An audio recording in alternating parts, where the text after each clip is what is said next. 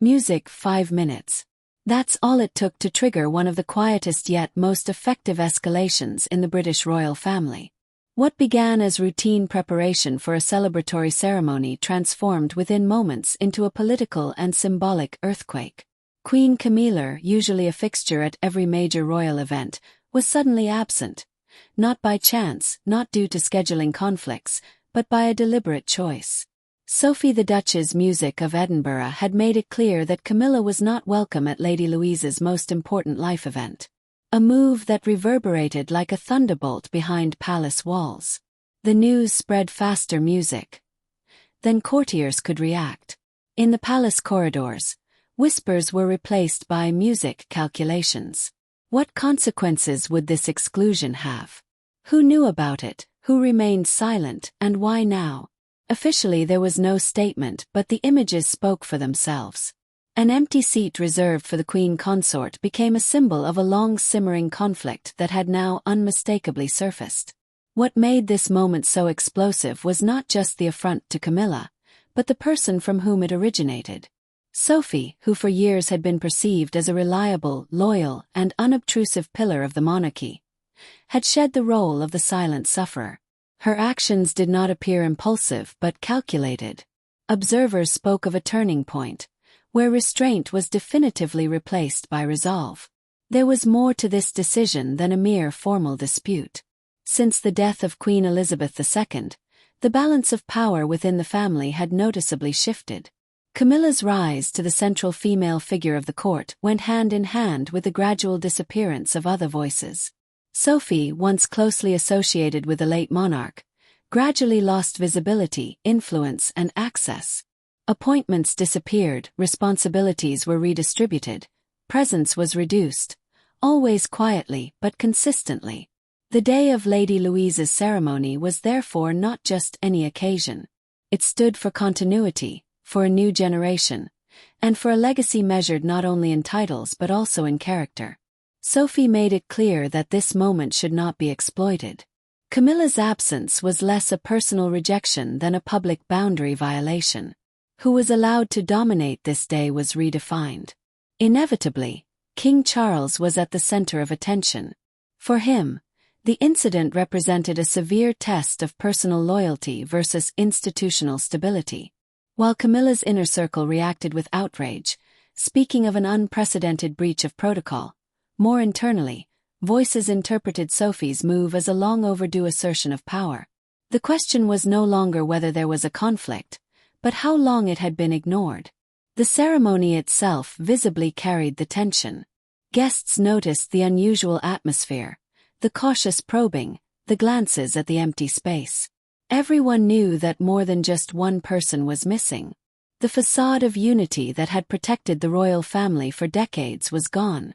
Instead, a reality emerged in which loyalties were reassessed and power structures openly questioned. Sophie thus moved to the center of a debate that extended far beyond a single incident. Was this the beginning of a reorganization within the monarchy, or merely a personal rebellion against years of marginalization? The fact that this step was taken publicly left little room for relativization. A silent protest would have gone unnoticed. This gesture, however, was unambiguous. At the end of the day, one realization remained. The monarchy not only faces external challenges but is also struggling internally for interpretive authority and its future. Camilla's exclusion was not an end, but a beginning. A line was drawn, visible to the public and inescapable for all involved. What does this break mean for future appearances, for alliances behind the scenes, and for the monarchy's image abroad? And who will pay the price next time? The decision to exclude Queen Camilla from the ceremony was not an isolated act, but the visible result of a years-long quiet power struggle. Behind the scenes of courtly rituals, a system of shifting influence had long been established, generating little headlines but leaving its mark. Sophie the Duchess of Edinburgh was considered a reliable constant in the royal structure for years. Precisely for this reason, her gradual withdrawal from central roles went unnoticed for some time. Appointments that had once been taken for granted became less frequent. Initiatives she had shaped faded from view. Visibility became the exception. This development accelerated after the death of Queen Elizabeth I. With the end of her reign, the sanctuary she had provided for certain family members also ended. Sophie thus lost not only a mentor but also an invisible source of support. At the same time, Camilla's influence grew. Her presence at official events became more than just a formality. Her role as a stabilizing force was publicly emphasized. What appeared outwardly to be natural continuity was perceived behind the scenes as a clear redistribution of power. Observers within the palace described a climate of growing coldness. Decisions were increasingly made without consultation. Communication channels were shortened, priorities shifted, and a new philosophy meant that Sophie increasingly found herself in a role she hadn't chosen, that of a marginal figure. For years, she had distinguished herself through reliability, especially during periods when other royals were embroiled in scandals or withdrawals. Her work was quiet but effective. Yet it was precisely this unobtrusiveness that made her easy to overlook. The tension intensified when it became clear that this marginalization didn't only affect Sophie. Lady Louise, too, was increasingly drawn into the focus of internal dynamics. Her development, her education, and her growing public interest were closely monitored. While Sophie consciously tried to keep her daughter out of the limelight, other forces began to strategically interpret her potential. In this tense environment, the impression arose that even familial milestones no longer belonged solely to the family, but had become part of larger productions. For Sophie, this was the point at which loyalty reached its limits. For years, she had tolerated differences, accepted decisions, and avoided conflict. But the gradual erosion of her influence, coupled with the feeling that her role was being rewritten, led to an inner rift. The silence she had long maintained became a burden. Camilla's exclusion was therefore less a spontaneous effect than the consequence of a long internal process. Those close to Camilla interpreted this development differently. They saw it as a challenge to bring order and stability to a period of transition. That this would inevitably lead to repression was presented as unavoidable. But this very argument deepened the divide, because what was sold as necessary leadership was perceived by others as deliberate exclusion. The conflict thus took on a structural dimension. It was no longer just about personal sensitivities, but about who would be heard in the new power structure and who would not. Sophie's decision revealed that an imbalance had developed beneath the surface, one that could no longer be concealed. The moment of confrontation had become inevitable. This phase of quiet escalation explains why Camilla's exclusion was so powerful. It struck a system that had hardened over years. Lady Louise's ceremony became a magnifying glass, revealing all these tensions. But if years of exclusion and shifting loyalties led to this open break, a crucial question arises. Was this step the beginning of a correction or the prelude to an even deeper rift within the monarchy? As internal tensions intensified, one figure increasingly moved into the spotlight, without actively seeking it. Lady Louise quietly, almost imperceptibly, became a focal point within a system searching for direction. It was precisely this unobtrusiveness that made her impact so strong. In an era where public perception is often driven by volume and spectacle, she embodied the opposite. For Sophie, her daughter was not only a familial anchor but also visible proof that character and substance can exist without strategic self-promotion.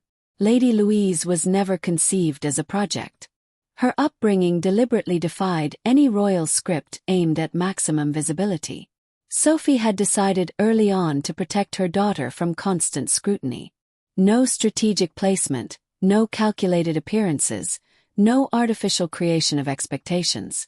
In retrospect, this decision proved crucial, for it was precisely this distance that allowed Louise to develop into a figure unburdened by prejudice. She was considered authentically educated and composed, qualities that were becoming increasingly rare within the inner circle of the monarchy.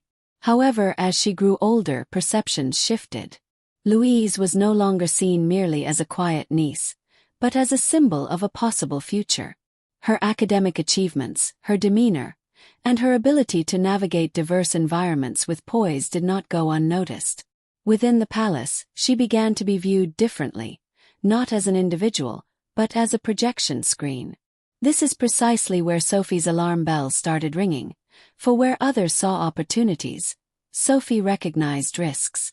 She understood how quickly narrative attributions arise and how easily personal achievements can be woven into larger stories. Louise should not become a backdrop for someone else's ambitions. For Sophie, it was clear that her daughter could not follow the same path of quiet adaptation that she herself had taken for years. Protecting this moment, this phase, became a priority. In this context, the planned ceremony took on a new meaning. It was no longer just a celebratory milestone, but a symbolic transition. Who was present on that day, who was noticed, and who was absent would determine the interpretation of this event. Sophie recognized early on that Camilla's presence could shift perceptions, not out of personal rivalry, but because of the dynamic that now surrounded Camilla. Every one of her public appearances carried the weight of a power center. For Sophie, therefore, a fundamental question arose. Should this moment become part of a larger narrative, or should it belong to Louise? The answer was unequivocal. Exclusion. Camilla's was an attempt to maintain focus and draw a clear line. Louise should not appear as an appendage of existing power structures, but as an independent personality. This protective instinct further fueled Sophie's decision. At the same time, Louise herself reinforced this dynamic through her behavior. She didn't seek the limelight, but she filled it when it was offered to her. Her presence seemed natural, not staged. Observers described a young woman who didn't play a role, but simply was. In an environment often characterized by calculation, this became a quiet provocation because it raised the question of whether power always has to be loud to be effective. This development did not escape Camilla's notice. The more positive attention Louise received, the more nervous they became. Not outright rejection, but the fear of losing control of the narrative. For Louise defied easy categorization. She refused to be co-opted, instrumentalized, or forced into existing molds. This very quality made her a difficult factor to predict. For Sophie, this intensified the realization that neutrality was no longer an option. Protecting her daughter and preserving a moment that would not be dictated by others required a clear stance. Camilla's exclusion was therefore also an act of self-assertion, not against a person, but against a system that threatened to overstep its boundaries. At the end of this section, a central question remains open. If Lady Louise already exerts such influence without formal power, what does this mean for those who define their position through control and presence? And how will they react when this silent force continues to unfold? The escalation reached its turning point not in the public eye, but behind closed doors. Away from cameras, protocols, and prepared statements, tensions intensified into a confrontation that had long been inevitable. It was at this stage that it became clear the conflict could no longer be controlled by courtly distance. Years of avoiding direct confrontation had not diffused the battle lines, but rather hardened them. What followed was an attempt to force clarity, without mediators, without safeguards, without any avenues of escape. Within the palace, this moment was perceived as a break with the usual order.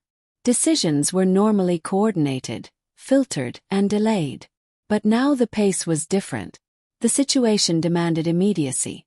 Preparations for the ceremony were drawing near, and with them the certainty that an unresolved conflict would inevitably become public. The confrontation was not an act of aggression, but a last-ditch attempt to regain control over a process that had long since spiraled out of control. The atmosphere of this encounter was described as tense and uncompromising. Years of restraint music erupted in a sober assessment. It wasn't about individual dates or procedural matters, but about the power to interpret events. Who determines whose connection to the past counts? Who shapes music, the image of the future? In this constellation, two positions stood opposed that were no longer compatible. One relied on centralization and clear hierarchies, the other on protection, continuity, and boundaries. Music. With the escalation, Lady Louise finally moved to the center of the argument. Her role was less the subject of a dispute than the trigger for a decision. Sophie was certain that any ambiguity at this point would inevitably have consequences. The experience of recent years had shown how quickly symbols can be appropriated. The attempt to halt this dynamic led to the clearest consequence: an explicit demarcation. Within the royal structure, this stance caused irritation. The idea that a single decision could alter the course of a high-level event contradicted the self-image of the apparatus.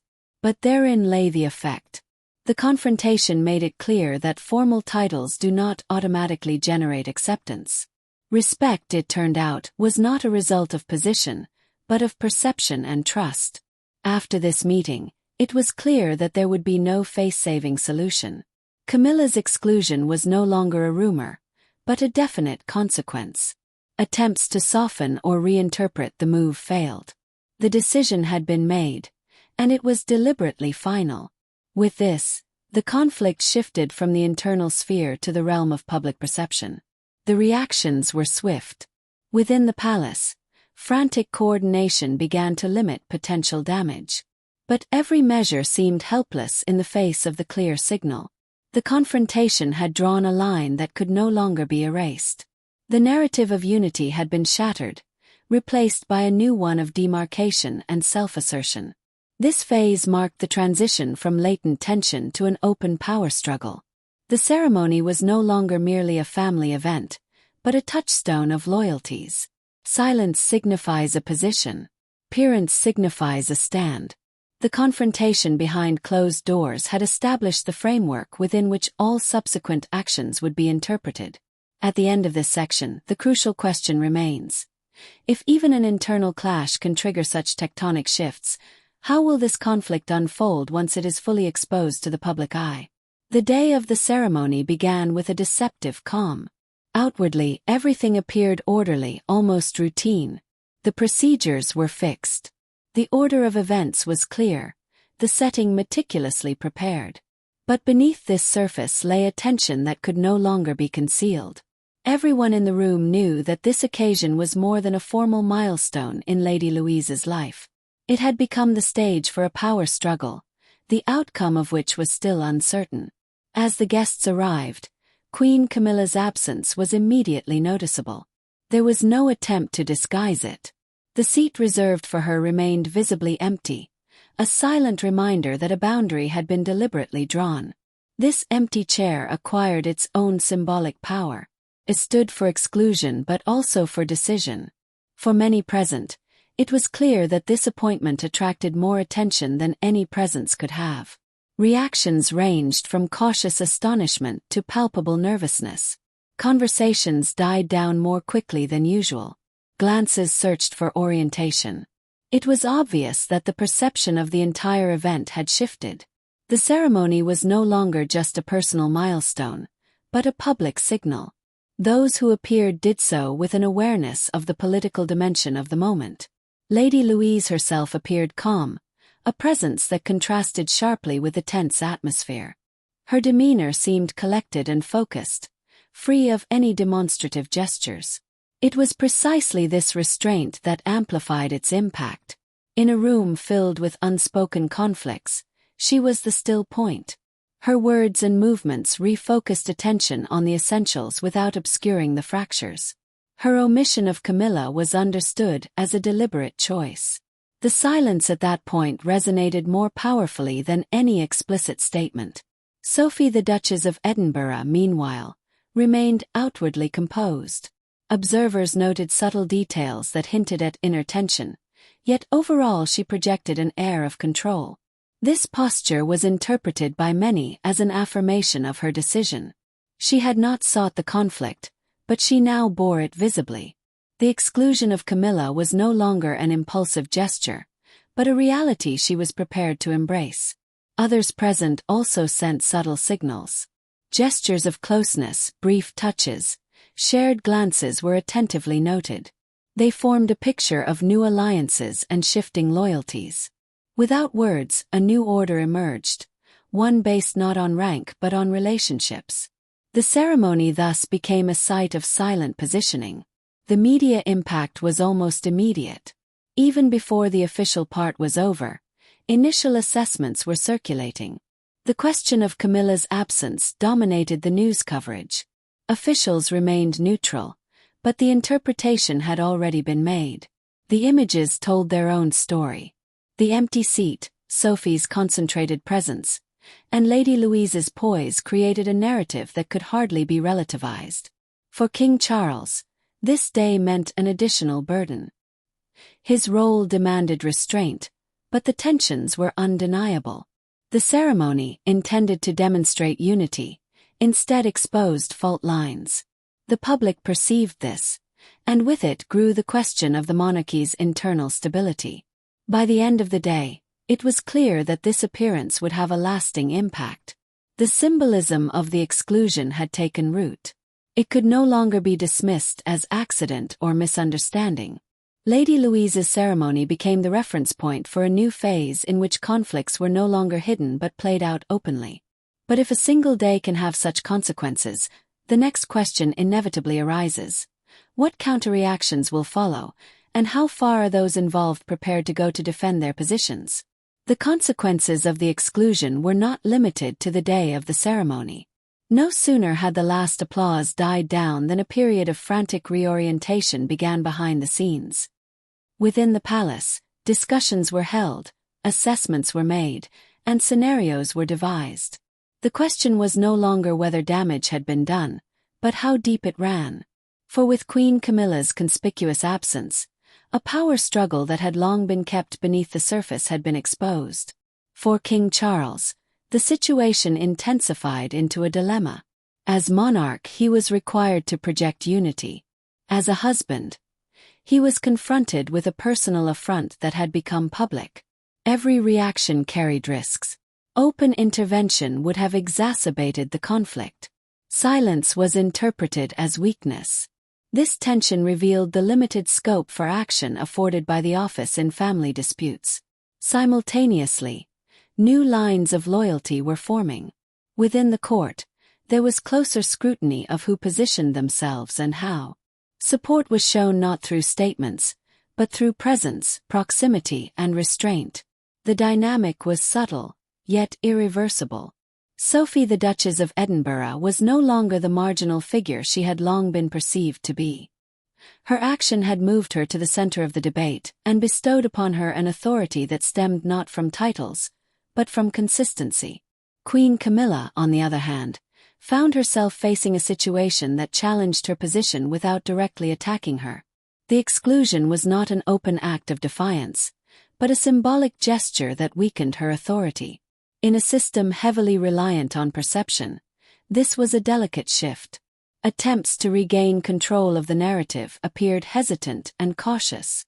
Any counter-movement would have confirmed the impression that the conflict ran deeper than previously acknowledged. Lady Louise remained at the center of this development. Her role remained paradoxical. She was both the instigator and the object of protection, without actively intervening. It was precisely this passivity that amplified her impact. She became the focal point of a discussion about the future, attitude, and authenticity. In a phase where the monarchy is struggling for trust, she appeared as a projection screen for stability. Ultimately, the realization solidified that this conflict is more than a familial dispute. It reflects a transition in which old certainties are becoming fragile and new standards are being sought. Camilla's exclusion was not the goal, but rather the symptom of a deeper shift.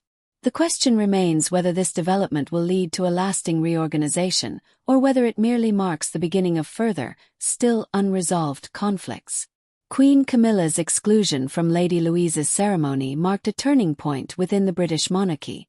What appeared to outsiders as a mere protocol deviation turned out to be the visible expression of a power struggle that had been simmering for years. Sophie, the Duchess of Edinburgh, stepped out of her role as silent supporter and drew a clear line to protect a familial moment from political exploitation. This decision was neither impulsive nor personally motivated, but rather the result of a long period of marginalization and quiet tension. Lady Louise became a symbol of a possible future defined not by spectacle, but by attitude. Her presence and restraint lent the event additional depth and made it clear that influence is not necessarily tied to rank. Camilla's empty seat developed a powerful symbolism and altered the perception of the entire occasion. For King Charles, a dilemma between personal loyalty and institutional stability was revealed. The monarchy was exposed in a moment of openness, revealing its internal fault lines. New alliances and shifting loyalties pointed to a phase of reorientation. Ultimately, it must be said that this incident was more than an isolated event. It represents a structural transition in which questions of power, interpretive authority, and the future are being renegotiated. Whether this will lead to lasting renewal or a deepening of conflicts remains to be seen.